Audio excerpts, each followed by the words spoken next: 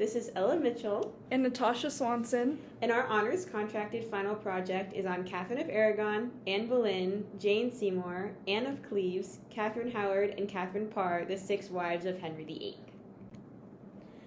So many people know the 6 wives by their famous rhyme, divorced, beheaded, died, divorced, beheaded, and survived. However, their legacies show that they are much more influential than what their rhyme reduces them to be. And then on this slide, we also included their official mottos, and this kind of shows like how they were perceived at the time. So a little introduction to the wives. They were all, as we know, married to Henry VIII. He was born in 1491 and died in 1547, and he reigned from 1509 to 1547. He was a member of the Tudor family, and the Tudors reigned from 1485 to 1603. So he reigned kind of towards the beginning, kind of right in the middle of that time. His reign was mostly marked by the Protestant Reformation that was going on across Europe during the time, and also England's separation from the Catholic Church, which we'll get into a little bit more later. His relationships with his wives focused on his attempt to secure a male heir to the throne, which is also something we'll be looking at.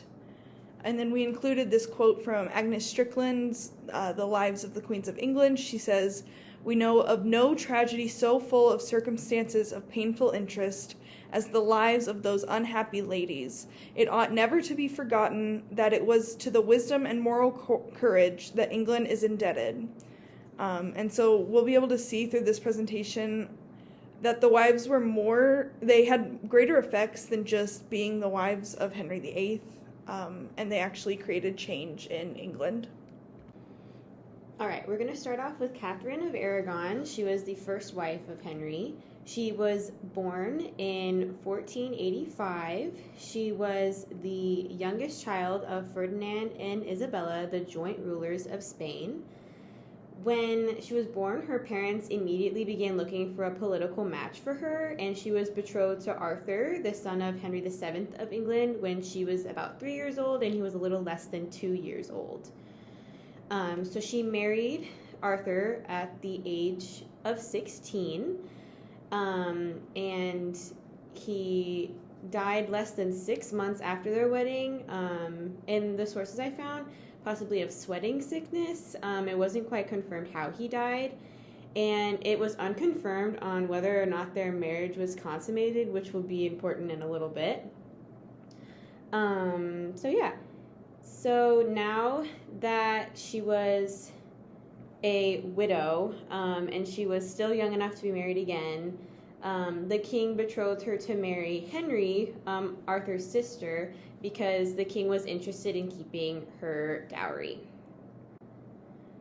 So while Katherine waited for Henry to come of age, she was living away from her home in Spain, and so she was living in England, and she was relying on a limited allowance, and her father was unable to pay her dowry, so that was a bit of a problem for her.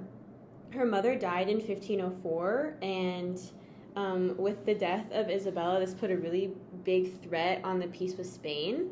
So this combined with her unpaid dowry, this led to Henry, the king, looking for other candidates to be the future king, or future queen to his king.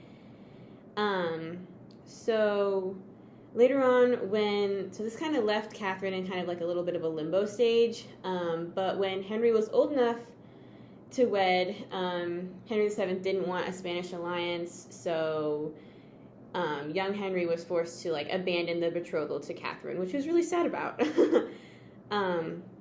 So when Henry VII died 4 years later, Henry VIII quickly decided to marry Katherine because he was really interested in her, and she was crowned Queen of England with her husband on June 24th, 1509. And it isn't confirmed of like maybe this was his father's dying wish, or maybe Henry was actually really in love with Catherine, is why he wanted to marry her so fast. So yeah.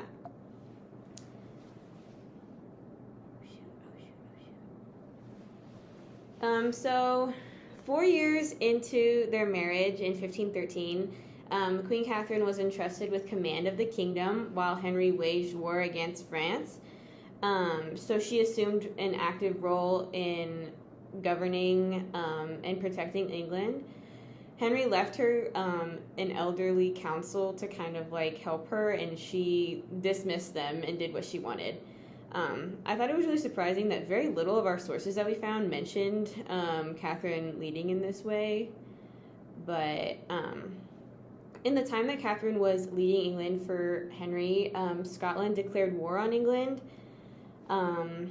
So really cool. She recruited soldiers, dispatched money, artillery, and a fleet of like 8 ships and supplies for her troops.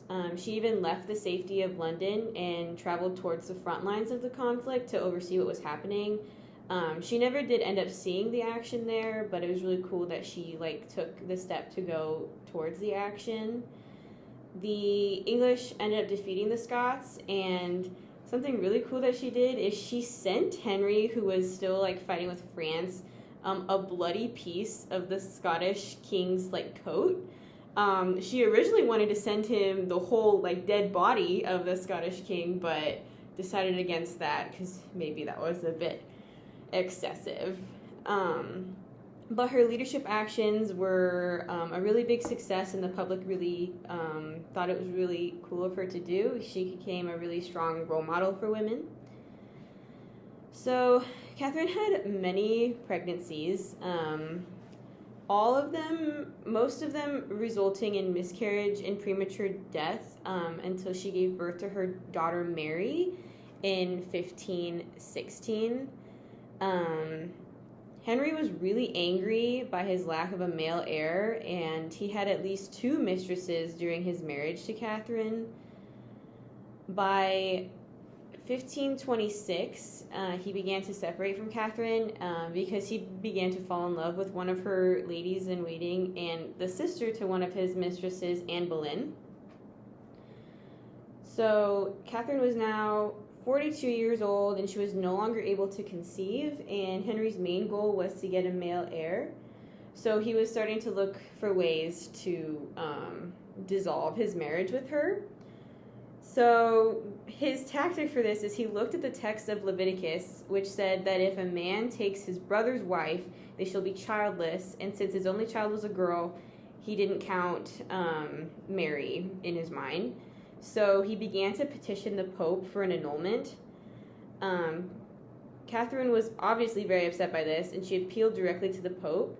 And this political and legal debate continued for like 6 years. Catherine was really adamant that she and her first husband and brother to the king had never consummated their marriage. Therefore, they were not truly husband and wife. She fought really hard for this because she wanted to retain her position and her daughter's position. So their fight for this came to a close in 1533 when Anne Boleyn became pregnant. Henry had to work really fast, and so since the Pope wouldn't grant their annulment, he went to the Archbishop of Canterbury to grant the annulment, which challenged the authority of the Catholic Church, which led to breaking ties with Rome and the Pope. So the king declared himself as the supreme head of the Church of England, which allowed him to decide England's religious future.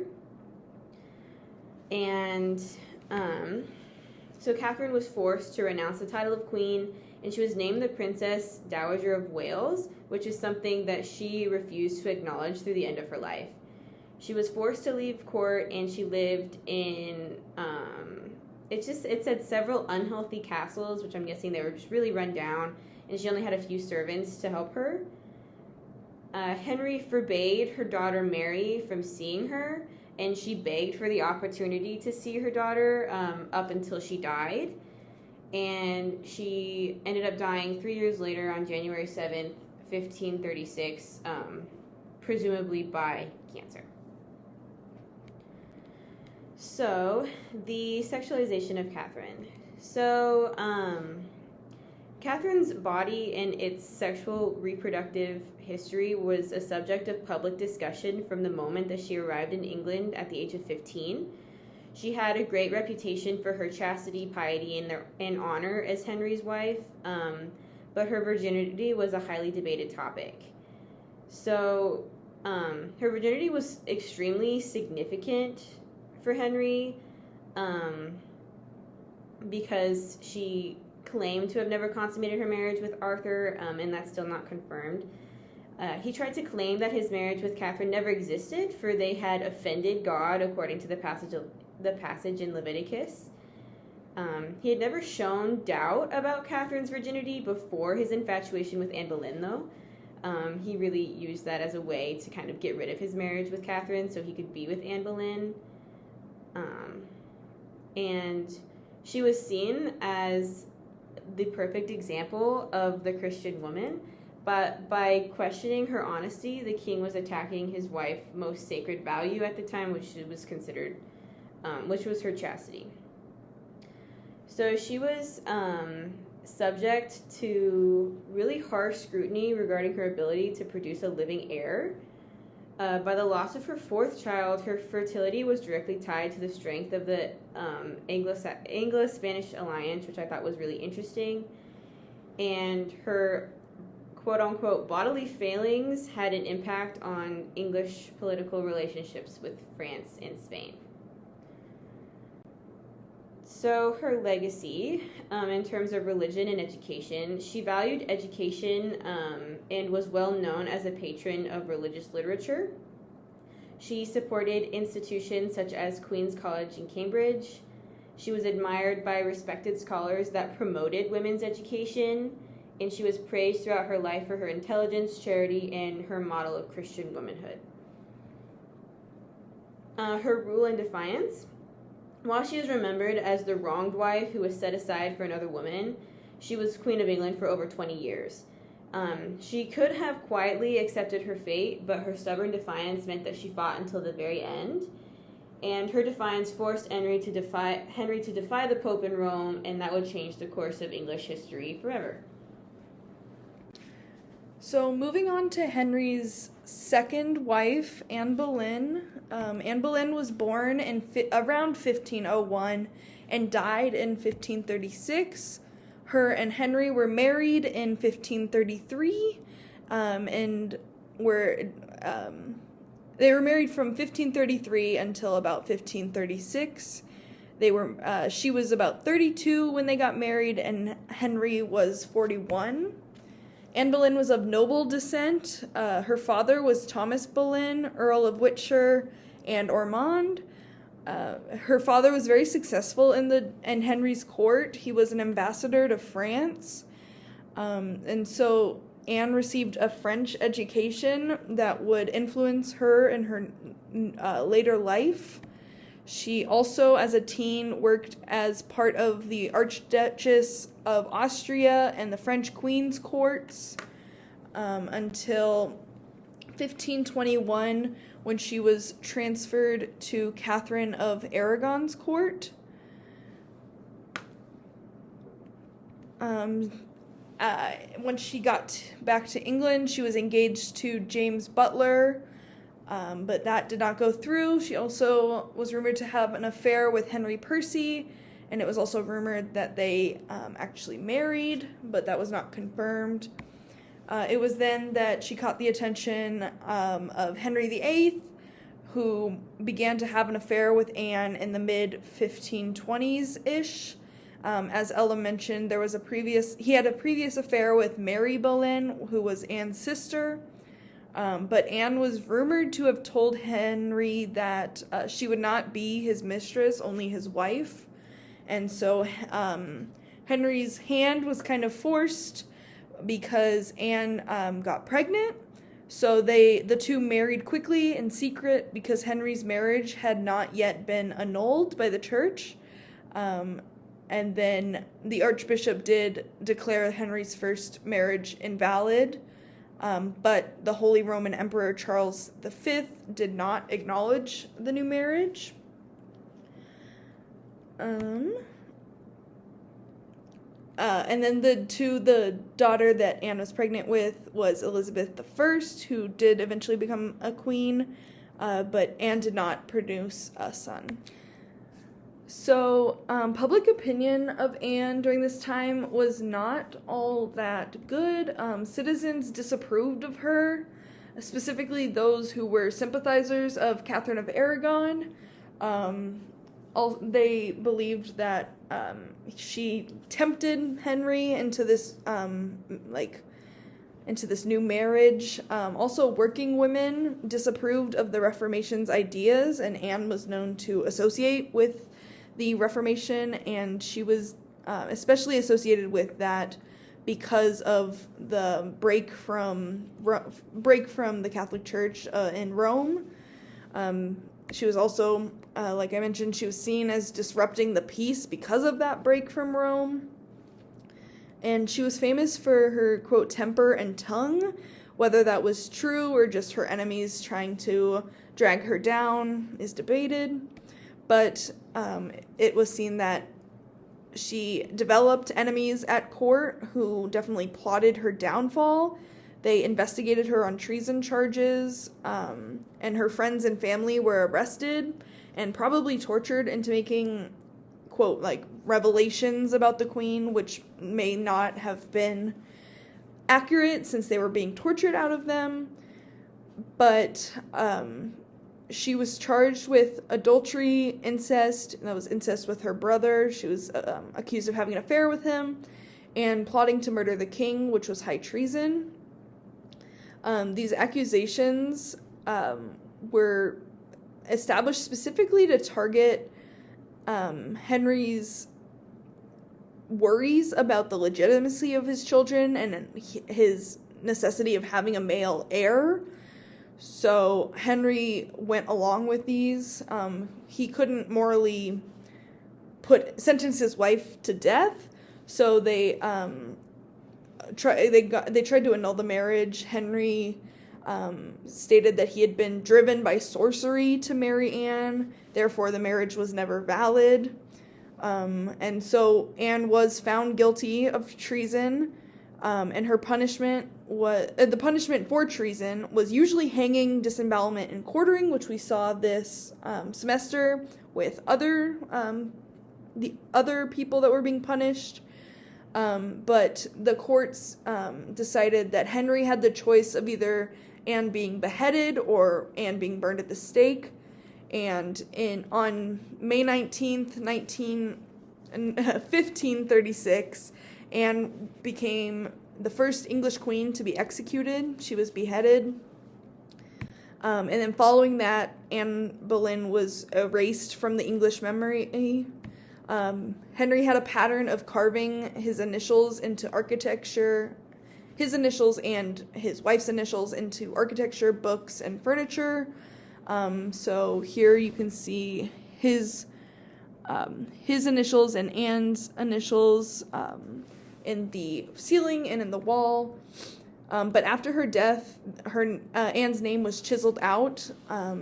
Some evidence still remains, specifically places like the ceilings that have been forgotten or were out of reach. But Anne's legacy was really important because with religion, she retained the value of convents and monasteries at a time when people were trying to get them shut down. She ensured that they stayed open. Throughout her life, she went between Catholicism and Protestantism, but her position as queen allowed her to explore the ideas of both. She worked to convert those convents and abbeys to places of study and good letters is what Agnes Strickland says, and to relief of the poor. She also was a big proponent of education. Many noblewomen during this time were enforcers of their children's education and gave money to poor students, but Anne went further by donating to the universities and schools themselves, so she helped to pay university expenses. She also educated herself by importing works, potentially illegally, concerning the Reformation. She had her brother smuggle in works, foreign works such as the French and English translation of the Bible and French Reformation books, which could have gotten her in trouble and did not bode well for when she went on trial. And then finally, her social legacy. She brought new ideas about the Reformation to the court. She was influential in court politics. She tried to appoint reformers to the court and passed reform pamphlets on to Henry, trying to influence him specifically. She contributed greatly to poor relief efforts. She gave to the poor. Protestant author John Fox states that she gave 100 crowns and apparel weekly. I'm not sure exactly what the translation of that would be, but she also regularly had her servants sew clothing for the poor. All right, now on to Henry's third wife, Jane Seymour. Jane was born in 1508, and unfortunately we don't know a lot about her as a woman outside of her marriage with the king, because sources focus on what she is known most for, which is giving Henry an heir to the throne, which is something that we'll talk about a little bit later. She is the daughter of Sir John Seymour and Marjorie Wentworth. She came from a very wealthy family, and they likely did everything in their power to encourage the union between Jane and the king. Similar to Anne Boleyn, she worked in the royal court, originally in service to Katherine of Aragon and then Anne Boleyn. In September of 1535, the king stayed at the Seymour family home in Wiltshire, England, and this is seen to possibly be the time where he first noticed Jane, but it wasn't until February of 1536 that the king showed her his new love for Jane. And at this point, his lack of interest in Anne was pretty obvious, and it was likely that Jane was planned to be her replacement. Opinion is pretty divided on whether Jane was fearful or welcoming of Henry's affections towards her, considering how the two previous queens had been treated. Another view is that she came into her role very willingly and actively sought to entice the king in front of the current queen, who is Anne Boleyn. How she actually felt about it, we will never know, but it was really obvious that Henry really liked her. Within 24 hours of Anne Boleyn's execution, Jane and Henry were formally betrothed. He had his marriage to Anne voided just moments before her death, allowing him to pursue Jane freely. And then unlike the two previous queens, Jane never had a coronation. Perhaps this was because Henry kind of wanted her to prove herself by giving him a son first. So, in heir to the throne, Jane became pregnant in early 1537, and she got everything that she could ever want from the king, as he was convinced that his first true wife, being Jane, carried the son that he had long been waiting for. So Prince Edward was born on October 12th, 1537, and was christened days later on the 15th. Mary, daughter of Katherine of Aragon, was godmother, and Elizabeth, daughter of Anne Boleyn, also played a role in the ceremony. The birth was extremely hard on Jane, and she became very sick after Edward was born. There's a lot of controversy as to whether or not Edward was born via C-section or not, because many believe that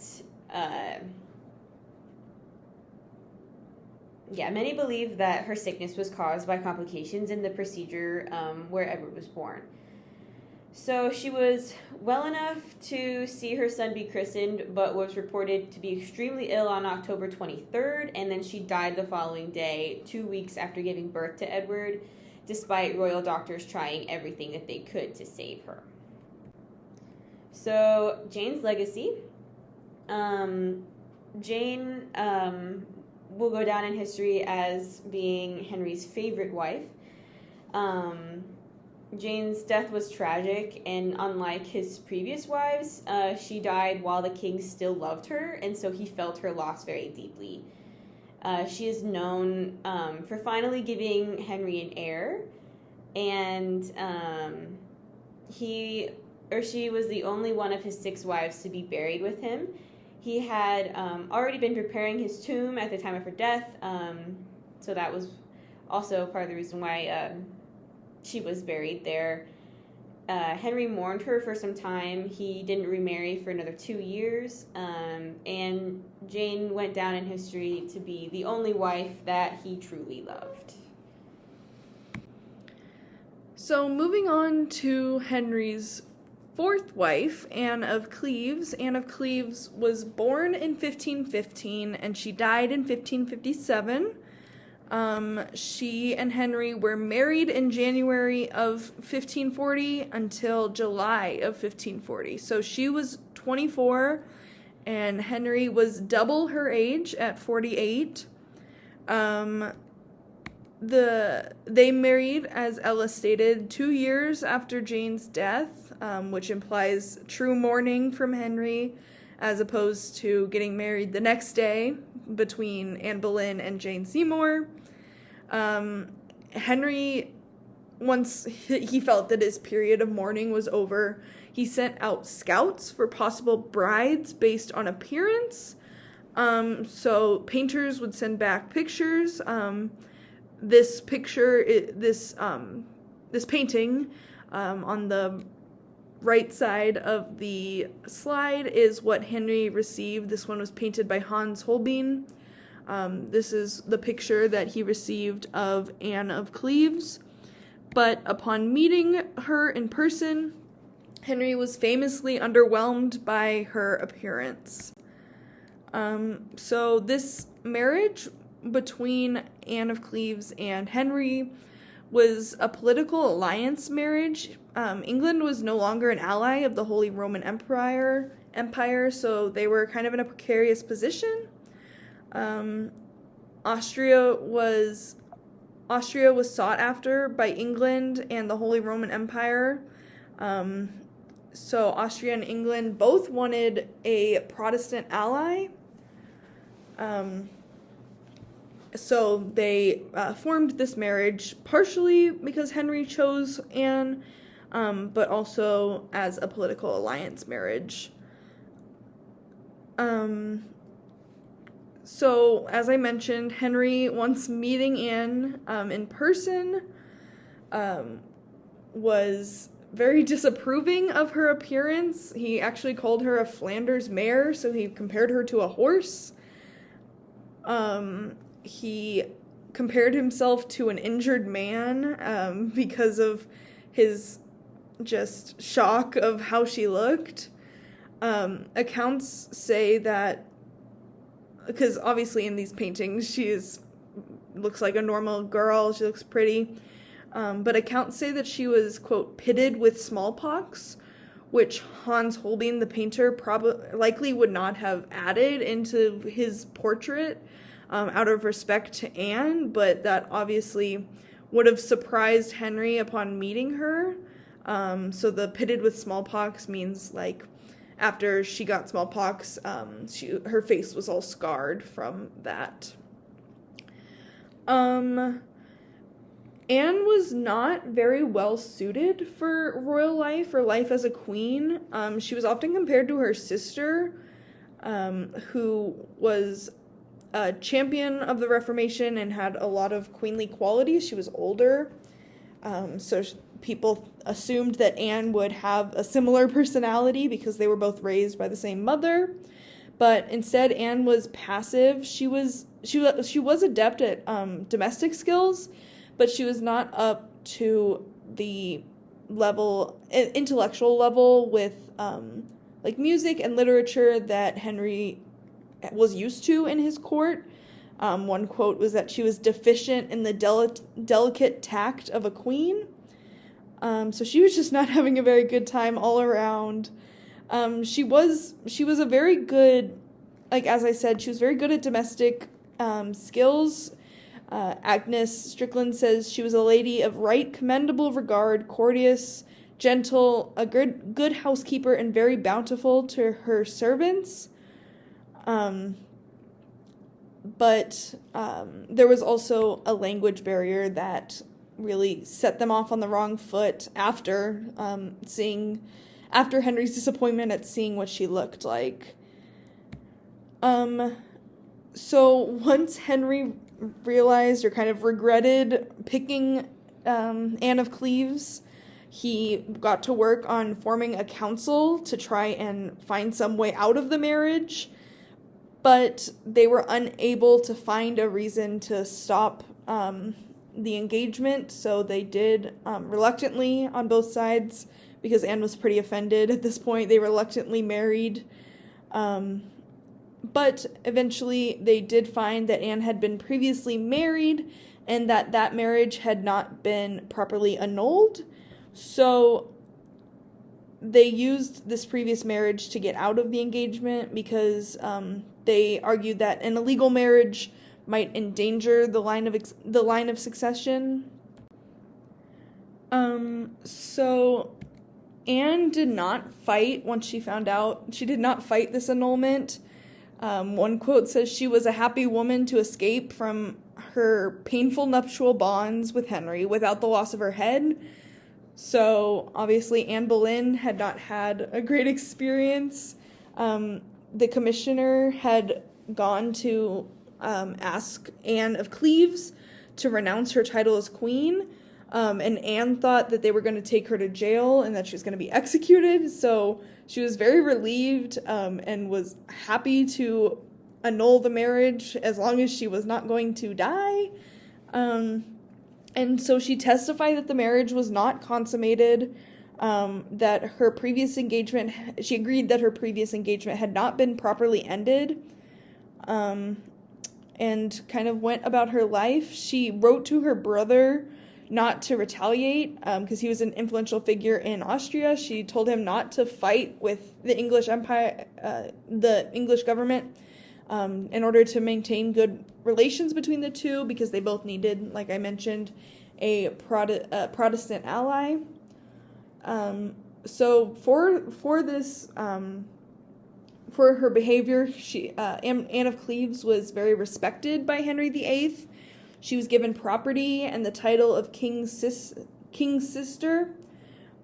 She had a retirement pension that was 12,000 crowns, which gave her a very good spot in life to just live out the rest of her life.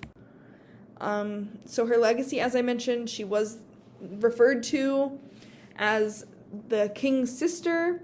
Her complacency achieved her the favor of Henry after their divorce.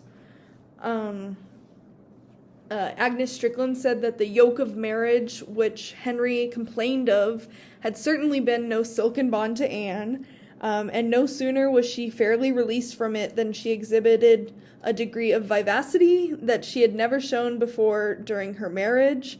So she was happy to escape the marriage because she counted it as a win that she did not lose her head in this process, unlike Anne Boleyn. She was able to live out the rest of her life as Lady Anne of Cleves, sister of the king. She had many servants. She treated them very well, and just lived out the rest of her life. Like I mentioned earlier, she was seen as unqueenly during her short reign, but she really was just raised in as cheesy as it sounds, in a different culture. So she was raised with domestic tasks in mind. She was not an intellectual who was interested in music or literature, but she did hold public favor because she didn't do anything necessarily wrong. People felt bad that Henry basically didn't like her just because of the way she looked. So some of the public saw that the failure of Henry's next marriage was retribution for the ways in which Anne was treated poorly by Henry, but she was okay with living out her life with her servants and just surviving. All right, Katherine Howard is the 5th wife of Henry VIII. She was born around 1521. We don't have a confirmed birthday for her. And something I want to note is that most of the information available on Katherine, and probably most of these women, is based on what men in power said and thought of her, which we have seen throughout our course. And so there might be some bias because some of these men may have been like serving their own political agendas in the records. So yeah, despite being born into the Howard lineage, she was raised in poverty. Her mother died when she was really young, but her father soon remarried, and Katherine was sent to live with her step-grandmother, who was the Dowager Duchess of Norfolk. So yeah, in 1540, her uncle, who is the Duke of Norfolk, secured her a position at court as lady in waiting to Anne of Cleves, who was the queen at the time. And this is when she caught the attention of Henry, and it was said that he showered her with gifts and lands. So at the time that Katherine and Henry met, Katherine was around the age of 19, and Henry was reaching 50. So she really caught his attention because she was young and beautiful, and yeah. So 16 days after Henry was free of Anne, he married Katherine. It's likely that Katherine's uncle encouraged her to respond to the king's advances so that he could personally increase his influence over the monarch.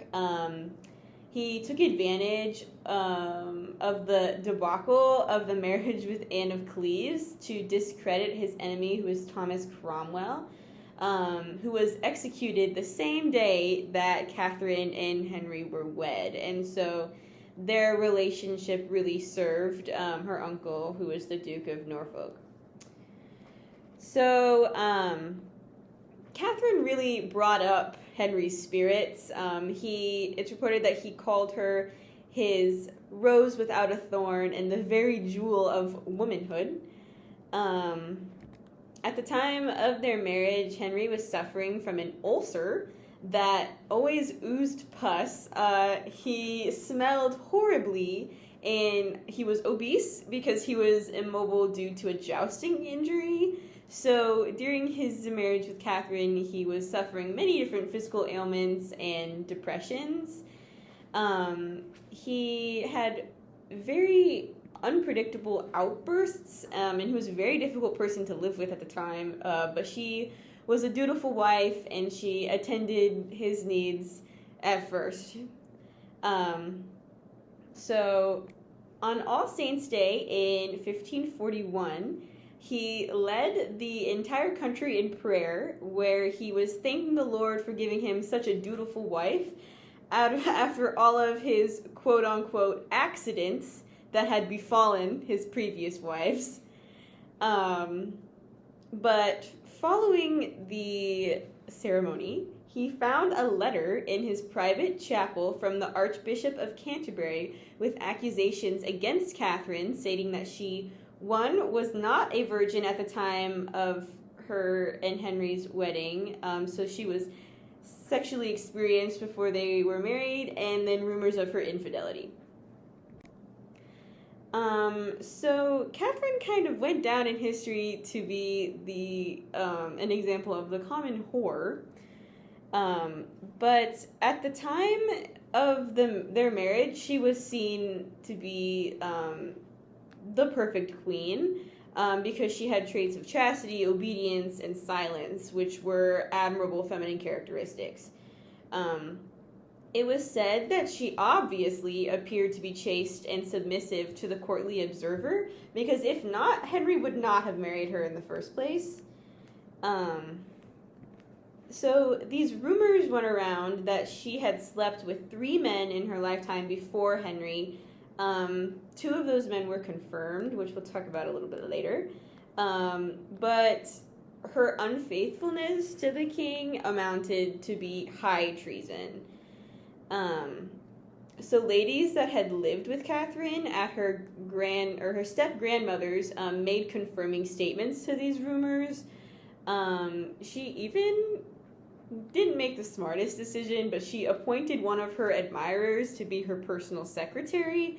So she wasn't super sneaky with her little affairs she was having, but she was also a 19-year-old girl and probably wasn't very interested in having sexual relations with a 50-year-old king. So the king investigated these rumors, and while they were being investigated, Catherine was confined to a room with just one of her ladies in waiting until her name was to be cleared. She begged for the king's mercy, and she pleaded that her youthful frailty and the wicked ways of young men caused her to not be very faithful to him. She even pleaded that one of the men had raped her without her consent. It was never confirmed in my readings, but that's also a very high possibility that she was assaulted by these men. So 2 men were proved to have slept with Catherine, and they were both executed by the king. So Henry passed an act that stated that any woman who married the king without declaring her sexual impurity could be found guilty of high treason. And this allowed him to punish Catherine without a trial, and it spared him from having to hear all the facts of the case. Something I found was really interesting is she had an interesting request the day before she was executed. So while she was confined in this room by herself, she asked for a woodblock to be brought to her cell so that she could figure out how to place her head on it for her beheading, which I thought was interesting. And she was executed on February 13th, 1542, and she was buried near her cousin Anne Boleyn, who had suffered the same fate. All right, on to her legacy. She broke the silence of the entire court and all of Europe on Henry's condition. He was really going downhill at the time. She could have had her choice of men. She was very young and beautiful. And in marrying Henry and showing adoration for him, she convinced the aging king that he was still the most desirable man in Europe. So her betrayal against him sent him into a harsh reality that forced him to admit that he was past his prime and he was no longer the most handsome man in Europe. He became kind of the laughingstock of Europe because Catherine showed Henry and the rest of Europe that he could no longer sexually satisfy a woman, and this really crushed his ego. So I thought that was really interesting. Definitely brought Henry down a peg. But in historical records, she's kind of just reduced to her sexuality, and she has been depicted as foolish, vain, and extremely promiscuous. But I do think that there was a lot more to her than just her sexuality, which she has been reduced to. She also rejected standards of femininity at the time because she was not the chaste woman that everyone thought her to be when she married Henry.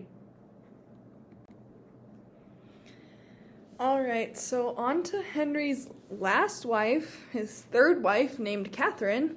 Katherine Parr was born in 1512 and died in 1548. Her and Henry were married from 1543 till 1547 when Henry died. She was a little bit closer to his age, but still about 20 years younger than him. Katherine Parr was actually named after Katherine of Aragon, Henry's first wife, because she was born in 1512, which was during Katherine of Aragon's reign. So, interestingly enough, Henry's last wife was named after his first wife. Katherine Parr's parents were members of Henry VIII's court. Maud Green, Catherine's mother, was Katherine of Aragon's lady-in-waiting, which is why Katherine Parr was named after Katherine Aragon. Katherine Parr's sister was on Jane Seymour's court, and Katherine Parr's father, Thomas Parr, was also on the court of Henry VIII, but died in 1517, which was just 5 years after she was born. So Katherine Parr was really raised by her mother, and so she learned to be an independent woman. Her mother left an impression of the greater role an independent woman could have in society, but she was still given a noble education, which set her up for success in her future life. Katherine Parr was praised for her distinguished English ancestry and humble attitude of her life. She was all the things a English noblewoman should be. She was elegant and beautiful. She was well versed in languages and scholarly. She was ambitious. She was pious, and so she did catch the eye of 2 other men. She had 2 prior marriages before marrying Henry. The first was nobleman Edward Burrough. Katherine married him when she was 17, and then her second marriage was to John Neville, and they got married after Edward Burrough's death. Katherine was 22 at this time and became a stepmother for the first time. But then he also unfortunately died. But these deaths did leave her wealthy and very sought after. Katherine Parr had a relationship with Thomas Seymour, who was the brother of Jane Seymour. Thomas Seymour was seen as the most eligible bachelor of Henry's court during this time. And that relationship probably would have continued, and they would have gotten married if not for Henry's proposal. Henry proposed to her because for this marriage he was determined not to be led by externals only, but Katherine, of course, was reluctant because compared to the most eligible bachelor, Henry was kind of old and ailing. But Katherine was not really in a position to refuse because, 1, he was the king, and 2, he was afraid of having the same fate as Katherine Howard and Anne Boleyn. And she really did want to marry for love. She had her money. She had had 2 other relationships. She wanted to marry Thomas Seymour, but she could not really say no to Henry's proposal. So, and then I added this quote from Agnes Strickland. The dignity of the scholar and the queen are beautifully blended with the tenderness of the woman and the devotedness of the Christian in the line of conduct adopted by Katherine Parr after her elevation to a throne. So she was beautiful on the outside, but she was also very dignified, tender, smart, intellectual, all the things Henry wanted as he was getting older. Katherine Parr really used her status and her position to improve the status of her family. She got her uncle into the office. He was given the office of Lord Chamberlain. She made her sister a lady-in-waiting. She made her stepdaughter from a previous marriage one of her maids of honor. And then her brother became the Earl of Essex.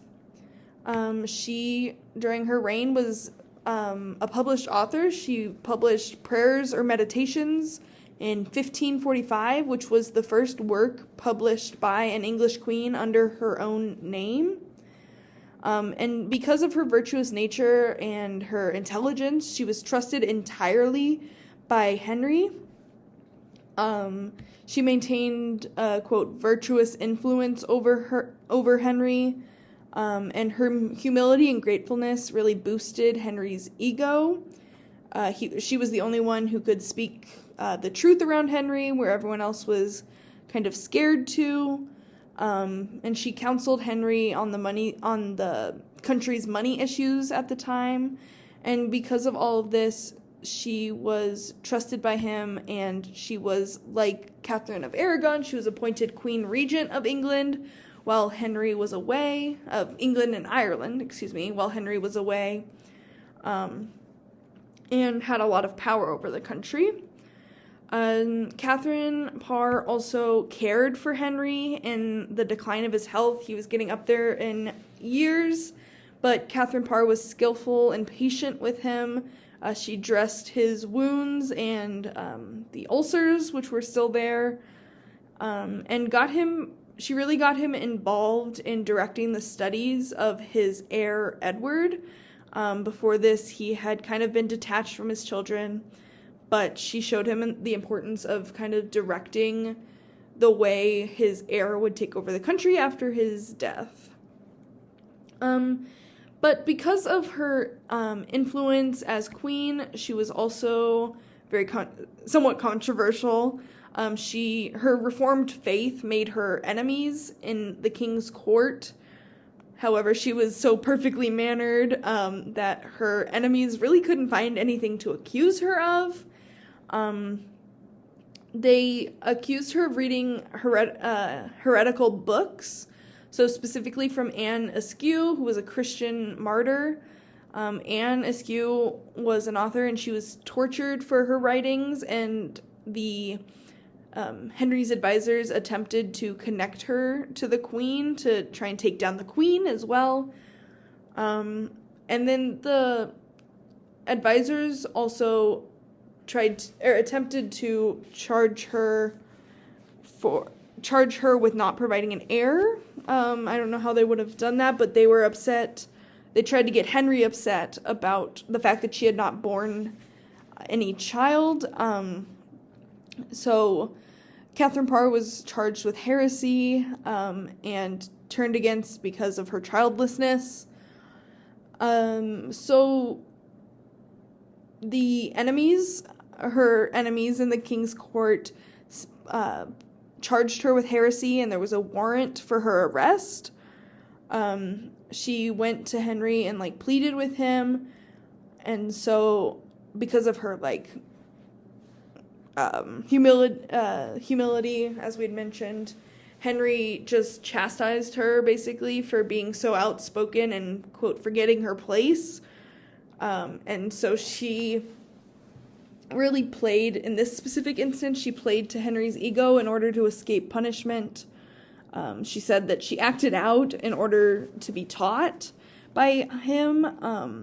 And she said, in all matters of doubt and difficulty, she must refer herself to His Majesty's better judgment. So she did survive Henry. As the rhyme says, she survived. Henry died in 1547, but she was not given the regency of Edward VI that she expected once he ascended to the throne. After Henry's death, she secretly married Thomas Seymour, who she had wanted all along, basically. She had a daughter with Thomas Seymour, but died a few days later from postpartum infection.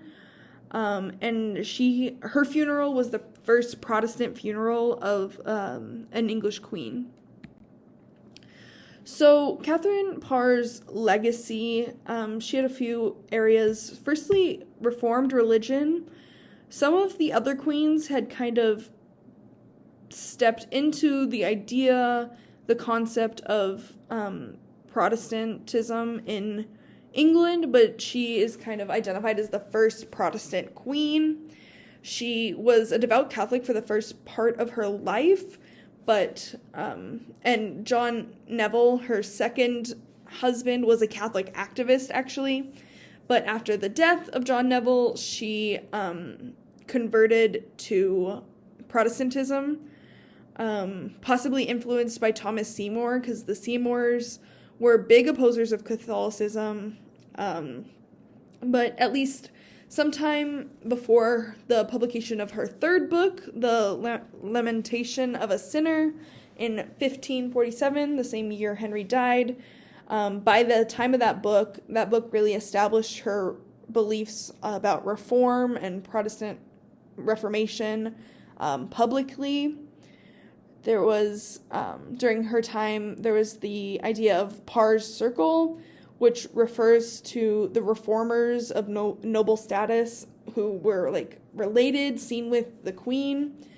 As mentioned earlier, they attracted many enemies, which marked her legacy. She was also a big proponent of education. Katherine Parr was highly educated herself and continued to learn throughout her life. She influenced the schooling of noble women. Girls were encouraged by the example of Katherine Parr to seek the paths of knowledge, says Agnes Strickland. Other noble families actually requested that their children be raised by Katherine Parr because of how well she brought up her stepchildren. But in all, she influenced views on women's education among influential male scholars of the time. And then finally, for her, she influenced the line of succession, which I thought was very significant. She increased, as I mentioned earlier, Henry's connection to his children by making sure he was present in their schooling and stuff like that. And then Katherine Parr was the one who made sure that Mary and Elizabeth, the daughters by Katherine of Aragon and Anne Boleyn, were recognized in the order of succession. Those two children had been declared illegitimate after the removal of their mothers from the royal family. And both Mary and Elizabeth became monarchs of England. So Catherine's intervention had massive effects on the future of the British government. And Mary was, in Mary's reign, she leaned more Catholic, but Katherine Parr especially connected to Elizabeth on issues of the Protestant reform, which affected Elizabeth's reign. And then I included this this painting, which was painted in 1545. It's a famous one of the family of Henry VIII. Because it was painted in 1545, a lot of people thought the wife depicted directly to the right of Henry was Katherine Parr, but it's actually Jane Seymour. So from left to right here within the building, there is Mary, then Edward VI, Henry, Jane Seymour, and then Elizabeth. So it's Henry, Henry's favorite wife, and then the three successors to the throne. So our conclusions on looking at the wives, Henry denied the legitimacy of any relationship, as we saw from that last photo, aside from Jane Seymour and then Katherine Parr. Henry actually had a seventh wife lined up, but died before he could get to that. So Katherine Parr was considered the last legitimate wife.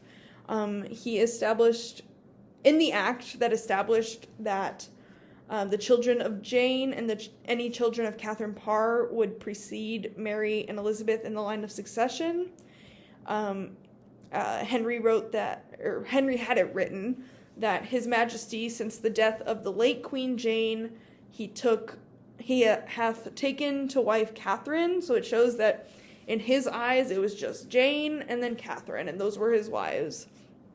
But overall, a repeated theme we see is that court members and Henry's advisors really advertised, or on the flip side, they disposed of certain wives in order to further their own political agenda. So Anne Boleyn, Anne of Cleves, Katherine Howard were all kind of pushed out by the advice of Henry's court members.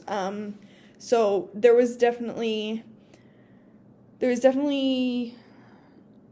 a lot being done behind the scenes in order to kind of influence the way that the government functioned.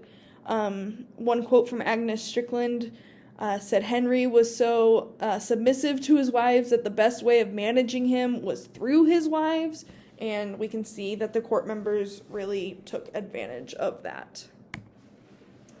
So, in terms of how these 6 queens got into power, for Katherine of Aragon, it was through kind of a political alliance marriage, because she was originally betrothed to marry Arthur, the brother of Henry, and then he died, like we talked about earlier. So then she got her power by eventually marrying the king through kind of an arranged marriage situation.